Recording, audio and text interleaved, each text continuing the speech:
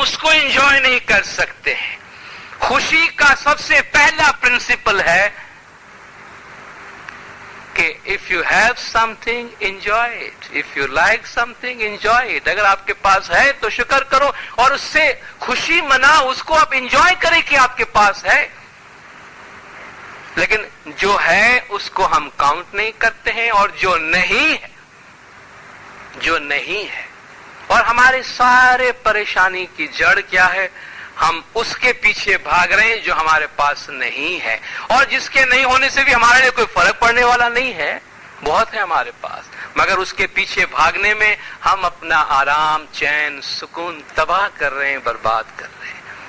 कहते हैं जरूरत हो या तवंगरी हो, आवे तो रोजी नहीं तो रोजा, ऐसा ऐसा ध्यान मेरे साहिब ये सुधरना। आ गया ठीक है, शुक्र है।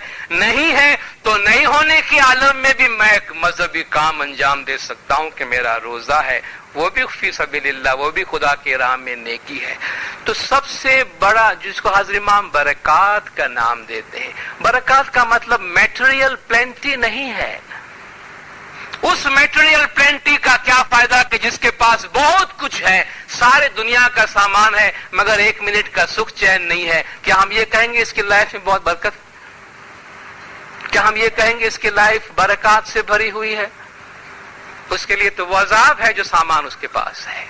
बरकत का मतलब है थोड़े में बहुत ज्यादा महसूस होना, कम को बहुत ज्यादा समझना, और कम में एफ्लुएंस की फीलिंग आना, जो इमाम की दुआ बरकत से आती है, और वो कंटेंटमेंट से आती है। ये खुशी और हैप्पीनेस के इंग्रेडिएंट्स हैं। ये खुशी हासिल करने की जड़ी बूटियां हैं कि जो है उस पे शुक्र करें, और भी आ जाए तो अच्छी बात है, मगर उसके लिए अपनी जिंदगी को बर्बाद करने की कोई जरूरत नहीं है। तो तीसरा प्रिंसिपल कहते हैं मैं सब्र से और शुक्र से काम करूं। चौथी बात कि जो मुझ पे जुल्म करे मैं उससे माफ कर दूं। जो मुझ पे जुल्म करे मैं उस पे माफ कर। ये खुदाई सिफात है। ये जो प्रिंसिपल्स बताए जाए, देखो इस कायनात के अंदर दिनदारों कुछ प्रिंसिपल्स काम करते। ये ना समझे कि ये कायनात कोई हैपहैज़र्ड वे में चलती है, हमने हैपहैज़र्ड बना दिया है इसको चलने के लिए, तो और बात है, मगर इससे खुदा के जो लॉज हैं, खुदा के जो प्रिंसिपल्स हैं, वो डिस्टर्ब नहीं होते हैं। इस कायनात में खुदा के जो बहुत से कवानीन चलते, उसमें से एक कानून ये है कि आप जैसा देंगे वैसा आप पाएंगे। जो कुछ आपके पास से जाएगा वो आपकी तरफ आएगा। जिसे हम कहते हैं जैसा बोगे वैसा पाओगे, इसको हम थोड़ा सा रिफ्रेश करें कि जो काटना चाहते हो वही बो, जो काटना चाहते हो उसी की काश्त करो। अगर तुम चाहते हो कि तुम्हारे ऐब पे पर्दा डाला जाए तो दूसरों का ऐब मत खोलना। नहीं, मैं तो सबका ऐब खोलता फिरूं, लेकिन लोगों से मेरी ये तवक्को हो कि मेरा ऐब कोई न खोले, तो खुदा के कानून में इसकी गुंजाइश नहीं है। मैं लोगों को इंसल्ट करता फिरूं, लेकिन मेरी तवक्को ये कि सब मुझे मान, इज्जत, आबरू से बुलाए, नहीं होता है, कभी भी नहीं हुआ है ऐसा। मैं किसी को इज्जत ना दूं लेकिन इज्जत की तमन्ना करूं, मैं कोई नेकी ना करूं मगर खैर की तवक्को करूं, तो हो नहीं सकता। मैं किसी को माफ ना करूं तो कोई मुझे क्यों माफ करेगा? कभी नहीं करेगा। और ये खुदा का कानून है और ये खुदा की सिफत है। लोग खुदा का इतना बुरा करते हैं, खुदा के इतना बुरा बोलते हैं, खुदा को नहीं भी मानते हैं करोड़ों आदमी दुनिया में। खुदा ने किसी का भी दाना पानी बंद नहीं किया है। वो क्या खुदा अपने मकाम से इतना गिर जावे नीचे कि अच्छा ये मुझे मानता नहीं है, इसके पास बारिश बरसाना बंद कर दो, यहाँ सूरज की रोशनी देना बंद कर दो। खुदा इस किस्म के रिवेंज नहीं लेता और इंसान से भी कहते हैं कि तुम इससे बालातर हो जाओ, तुम्हें बहुत बड़ा बनाया है, हैवान की तरह छीना झपटी में नहीं जाओ, इंसान बनो और प्रवास करो, ऊपर आओ। ये नीचे जाओगे ना, देखिए जो हवाई जहाज है जो बहुत स्मूथली वो फ्लाई करता है, इसकी वजह ये कि उसका एक अल्टीट्यूड है, वो अपने खास लेवल पे फ्लाई करता है। अगर वो अपना अल्टीट्यूड छोड़ के नीचे आ जाए तो वो इमारतों से टकराएगा और तबाही मचेगी। हम अगर स्मूथली चलना चाहते हैं दुनिया में, تھوڑا اپنے آپ کو اوپر لے جائیں تو ان تمام ٹکروں سے آزاد ہو جائیں. ہم ٹکراتے کیوں ہیں؟ کہ ہم نے اپنا الٹیٹیوڈ بڑا لو کیا ہوا ہے, ہم بہت نیچے آ گئے ہیں. تھوڑا اوپر جائیں, کچھ اچھی صفات, کچھ اچھی خوبیاں, کچھ سیکریفائس. اور یہ سیکریفائس ہم کسی پہ احسان نہیں کریں گے. بھئی میں نے اس کو معاف کیا. ہم عام طور پہ کیوں معاف نہیں کرتے لوگوں کو؟ ہم لوگوں کو کیوں معاف نہیں کرتے ہیں؟ ہم یہ سمجھتے ہیں کہ ہم معاف کریں گے تو اس کا بھلا ہوگا. ہم نے چھوڑ دیا اس کو, وہ آزاد ہو گیا. ادھر یہ ہماری خوش فہمی ہے. ہماری یہ خوش فہمی ہے اگر ہم یہ سمجھتے ہیں کہ اگر میں اس کو معاف کر دوں گا تو وہ تو آزاد ہو گیا, چھوڑ گیا میرے عذاب سے, میرے عطاب سے آزاد ہو گیا. آپ جس پہ غصے میں ہے, جس سے ہمارے تعلقات خراب ہے, جن کے خلاف میں دشمنی لیے دل میں پھرتا ہوں, جن سے میں بدلہ لینے کی ترکیبیں کرتا رہتا ہوں, میری ان تمام سوچوں سے اس کو کیا نقصان ہو رہا ہے؟ ہم دونوں میں سے ٹارچر کون ہو رہا ہے؟ وہ ہو رہا ہے یا میں ہو رہا ہوں جس کے خلاف میں نے غصہ بھرا ہوا ہے دل کے اندر؟ جو آدمی معاف نہیں کرتا وہ اپنے ہی سینے میں خنجر گھونپ کے پھرتا رہتا ہے, اپنے ہی دل کے اندر سوئی چبھو کے پھرتا رہتا ہے. جس دن ہم نے کہہ دیا کہ جا تو آزاد ہے, معاف کیا میں نے تجھے, میں تیرے ساتھ کچھ بھی نہیں کروں گا, تو میں نے اس پہ تو کوئی بھلا نہیں کیا. میں نے اپنے ہی دل سے وہ سوئی نکال کے پھینک دی کہ میں خامخواہ یہ برڈن کیوں اپنے ساتھ لیے پھرتا ہوں. تو لوگوں کو معاف کر دینا ہماری اپنی صحت کے لیے بہت اچھا. لوگوں کو معاف کر دینا ہماری اپنی ذات کے لیے بہت اچھا ہے.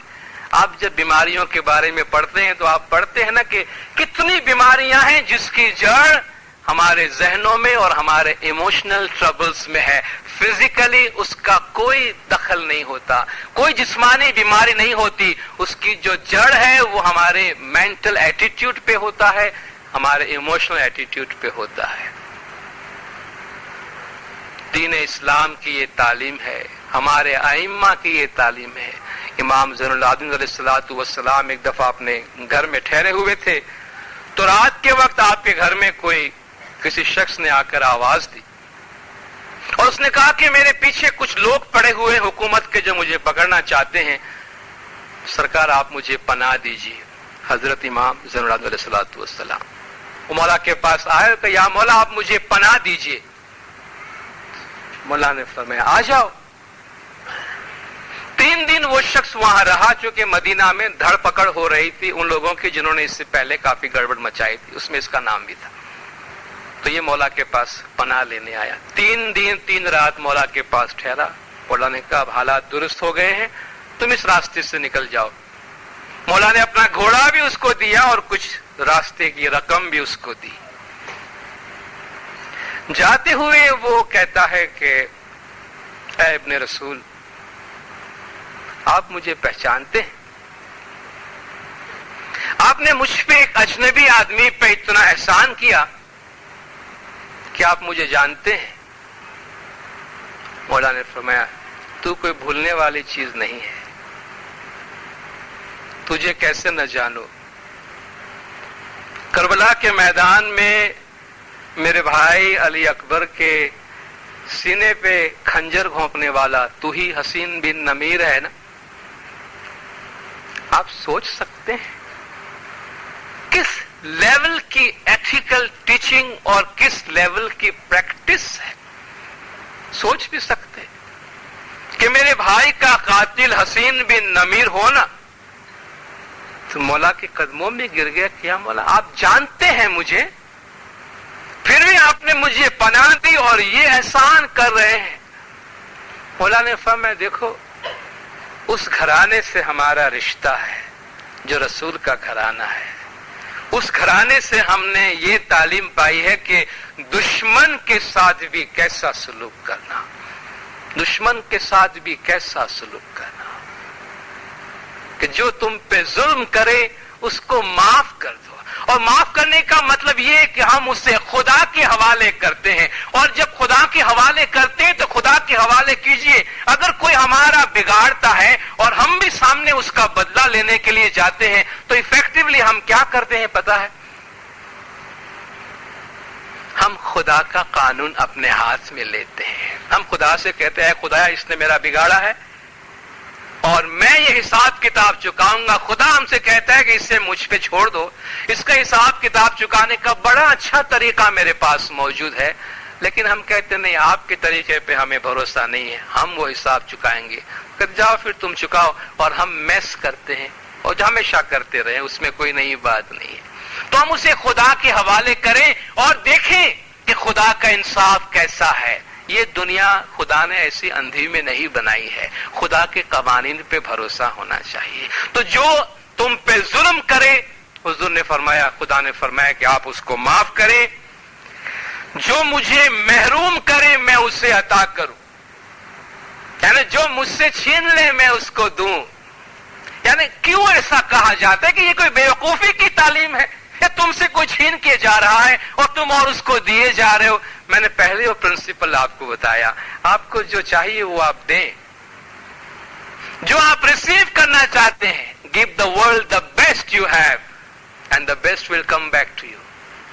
آپ کے پاس جو بہترین ہے وہ دنیا کو دیجئے, یہ گھوم کے آپ کے پاس واپس آنے والی ہے. اس نے آپ کو محروم کیا ہے, ہم بھی اس کو محروم کرنے جائیں گے تو محرومی کا جواب محروم ہی آئے گا. مگر آپ عطا کریں گے تو عطا کا جواب عطا آئے گا. افریقہ سے اسماعیلیوں کو, خاص طور پر یوگانڈا سے خالی ہاتھ نکالا گیا. ارلی 70s کی بات کرتا ہوں. اور 20 سال کے بعد 1992 میں جب مولا فرسٹ ٹائم واپس یوگانڈا گئے, ہمارا جماعت خانہ, ہماری پراپرٹیز ہم کو ملنے لگی. درخانہ کا جماعت خانہ ملا. وہاں مولا نے بہت ہی ایموشنل فرمان فرمایا. اگر آپ کو یاد ہوگا وہ فرمان, اس میں امام نے بہت اچھی نصیحت کی. مولا کے آنکھوں سے آنسو تھے کہ دیکھو ہسٹری میں کیسے کیسے دور گزرتے ہیں اور ہسٹری کیسی کروٹ بدلتی ہے. 20 سال پہلے کیا ہوا لیکن تاریخ میں اس کے لیے بڑا سبق موجود ہے, مولا نے فرمایا. لیکن امام نے فرمایا اب وہ چیزیں جو تم سے چھینی گئی ہیں وہ تم کو ملنے والی ہے. اب کیا کرنا ہے؟ یہ 1992 کی اس سینچری کی جو ہماری ایتھیکل ٹیچنگز ہے وہ مولا ہم کو بتاتے ہیں کہ ہمارے ساتھ سلوک یہ ہوا ہے کہ اس ملک سے ہمیں نکالا گیا, ہمارا سب کچھ چھین کر آج وہ چیزیں ہمیں واپس دی جا رہی ہے. مولا نے فرمایا دیکھو عنقریب تم کو تمہاری چیزیں دی جائیں گی, تمہاری پراپرٹیز, تمہارے مکان, تمہارے دکان تم کو دیے جائیں گے. اور جب تم ان کو لینے جاؤ گے تم ان لوگوں کو اپنے مقابلے میں پاؤ گے جنہوں نے تم کو اپنی جگہ سے بے دخل کیا تھا. Be generous to them, مولا نے فرمایا. Be considerate to them. ان کا خیال رکھنا, ان کی طرف فیاض بننا. کون؟ جنہوں نے تم کو نکالا تھا. دیکھو ان کے بھی اپنے کمٹمنٹس ہوں گے, ان کی بھی فیملی ہوگی, ان کے بھی بچے ہوں گے, ان کی ضرورتیں ہوں گی.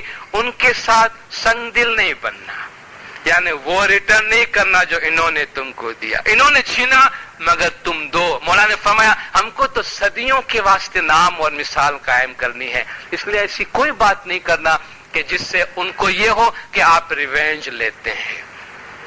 آج بھی اہل بیت کے گھرانے کی تعلیم یہ ہے کہ جو مجھے محروم کرے میں اس سے دوں, جو مجھ سے تعلقات منقطع کریں. چھٹی بات یہ فرمائی گئی کہ جو مجھ سے قطع رحمی کرے. قطع رحمی اور صلہ رحمی خاص طور پر فیملی کے کانٹیکسٹ میں آتا ہے, یعنی میرا جو رشتہ دار, جو میرا فیملی ممبر, ماں باپ, بھائی بہن اور کزنس, وہ اگر مجھ سے تعلقات توڑے اسے کہتے ہیں قطع رحمی. یعنی ہم ایک ہی کوکھ سے جنم لینے والے ہیں پھر بھی اس رشتے کا خیال نہیں کرتے. خاص طور پہ بھائیوں اور بہنوں کے درمیان کے تعلقات جو ٹوٹتے ہیں. صلہ رحمی کہتے ہیں آپ ایک خاندان کے لوگ ایک دوسرے کا خیال کریں. قطع رحمی کہتے ہیں ایک ہی پیٹ سے جنم لینے والے اپنے تعلقات توڑ دے. کہتے ہیں جو مجھ سے قطع رحمی کرے میں اس سے صلہ رحمی کروں.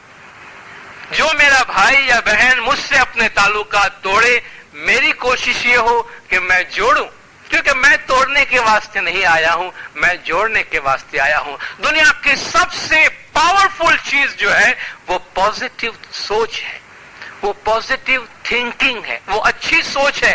دیکھیں دینداروں, برائی سے برائی کبھی ختم نہیں ہوتی ہے. اندھیرے کو دور کرنے کے لیے مزید اندھیرا نہیں لانا چاہیے، جھوٹ کو دور کرنے کے لیے مزید جھوٹ نہیں آنا چاہیے، بدبو کو دور نہیں کرتی ہے۔ کسی نے مجھ پہ کیچڑ اچھالا، میں سامنے کیچڑ اچھالوں تو کیچڑ دور نہیں ہوگا، اس کو جو چیز دور کرتی ہے وہ سامنے لائے۔ اگر آتش ہے تو سامنے پانی لے کر آئے، اگر کیچڑ ہے تو کیچڑ صاف کرنے کی چیز لائے، اگر بدبو ہے تو خوشبو لائے، اگر اندھیرا ہے تو روشنی لائے۔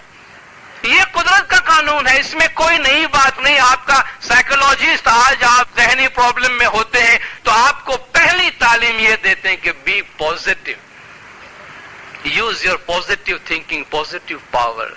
جو اچھی چیزیں ہیں اس میں پاور ہے، تو آپ اپنی روشنی استعمال کریں، توڑنے کو چھوڑ کر جوڑنے کی طاقت کو استعمال کریں۔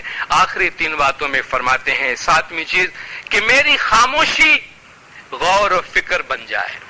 میں جب خاموش رہوں تو وہ میری تھنکنگ بن جائے، اور تھنکنگ کے واسطے انفیکٹ ضروری ہے کہ ہم خاموش رہیں۔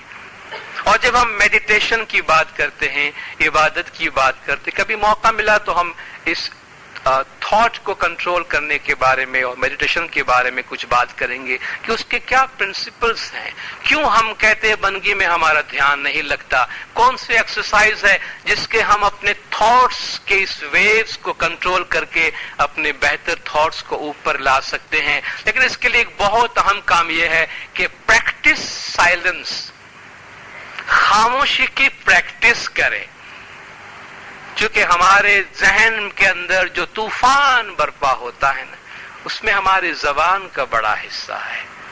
تو جہاں اپنی شخصیت میں ایک ٹھہراؤ، ایک سکون پیدا کرنے کی ضرورت ہے، اس کے لیے روزانہ تھوڑی دیر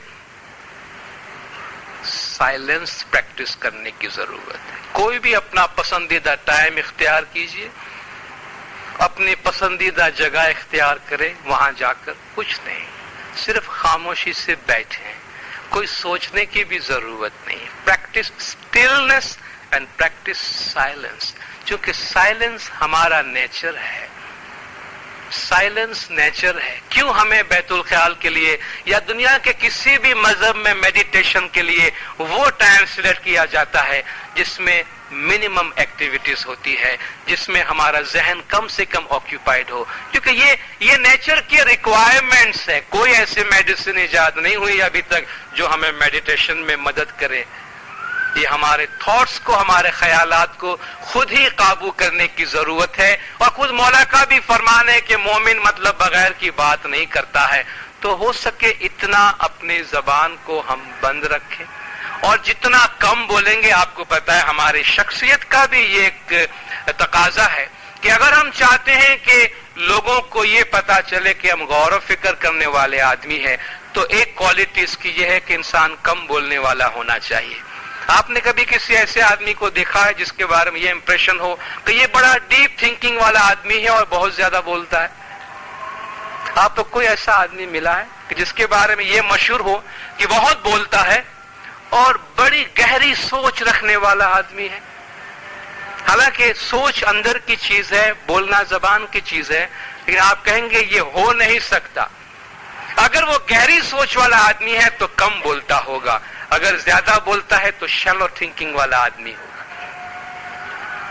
تو اپنی سوچ کو امپروو کرنے کے لیے اپنی باتوں کو کم کرنے کی ضرورت ہے، اور یہ غور و فکر کہا گیا، جب بھی میں خاموش رہوں تو میرا غور و فکر کام کرتے رہے، یعنی میرا خیال کام کرتے رہے اور میں خیال کی دنیا میں پرواز کرتا رہوں۔ لیکن جب میں زبان کھولوں، یعنی اگر میری زبان بند ہے تو میں خیال میں ہوں، میں روحانی دنیا میں ہوں، میں غور و فکر کی دنیا میں ہوں۔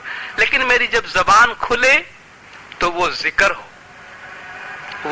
ہو، یعنی کوئی نیکی کی بات ہو، کوئی فائدے کی بات ہو، کوئی عقل کی بات ہو۔ قدرت نے اس میں ضرور کوئی نہ کوئی بات رکھی ہوگی دینداروں، کہ اگر ہم دیکھتے ہیں کہ خدا نے ہمیں 2 کان دیے ہیں مگر 1 زبان دی ہے، 2 کان دیے ہیں مگر 1 زبان دی ہے، کیوں؟ کم سے کم اس سے یہ نتیجہ تو اخذ کر سکتے ہیں کہ جتنا سنتے ہیں اس سے آدھا بولنا ہے، کیونکہ زبان کان سے آدھی ہے، تو سننے کے لیے اگر دو ہے اور بولنے کے لیے ایک ہے تو جتنا ہم سنتے ہیں اس سے آدھا بولے، اور جب بولے بولنا ذکر قرار پائے، جب بھی زبان کھلے تو پتا چلے کہ اس میں خدا کا نام ہے اور خدا کا ذکر ہے، اور میرا دیکھنا عبرت قرار پائے، میں اس کائنات کو دیکھوں، دنیا کو دیکھوں تو اس میں سبق ہو، اس میں نصیحت ہو۔ اس وقت بھی ہم یہاں بیٹھے ہیں تو یہ عبرت ہے، ہم کیا لے کر جا رہے ہیں؟ صبح سے لے کے رات تک ہم دنیا میں گھومتے ہیں، زمین کی تمام چیزوں کو دیکھتے ہیں، ایک ایک ذرے میں خدا کی نشانی موجود ہے، ایک ایک ذرے میں خدا کا قانون موجود ہے، خدا کا پیغام موجود ہے، اور خدا نے فرمایا کہ فَاعْتَبِرُوا یا اولو الابصار، اے آنکھوں والو اگر تمہاری آنکھیں ہیں تو زمین پر گھومو پھرو اور عبرت حاصل کرو، سبق حاصل کرو، نصیحت حاصل کرو۔ اور جس طرح میں پہلے عرض کر گیا، اپنی ذات سے بند کرنے سے پہلے چھوٹی سی بات یہ عرض کروں کہ ایک شخص خدا سے شکایت کر رہا تھا کہ خدایا تیری دنیا اتنی بگڑ گئی ہے، تیرا سنسار اتنا خراب ہو گیا ہے، تو دیکھ لے زمانہ کتنا برا ہے اور لوگ کتنے بگڑ گئے ہیں، تو ان کی طرف کوئی دھیان کیوں نہیں دیتا؟ تو اس زمانے کو، ان لوگوں کو، معاشرے کو درست کرنے کے لیے کوئی کام کیوں نہیں کرتا، کوئی ایکشن کیوں نہیں لیتا؟ تو خدا نے اس سے چھوٹا سا جواب دیا کہ تجھے تو بھیجا تھا، تجھے تو بھیجا تھا، تو نے کیا کیا؟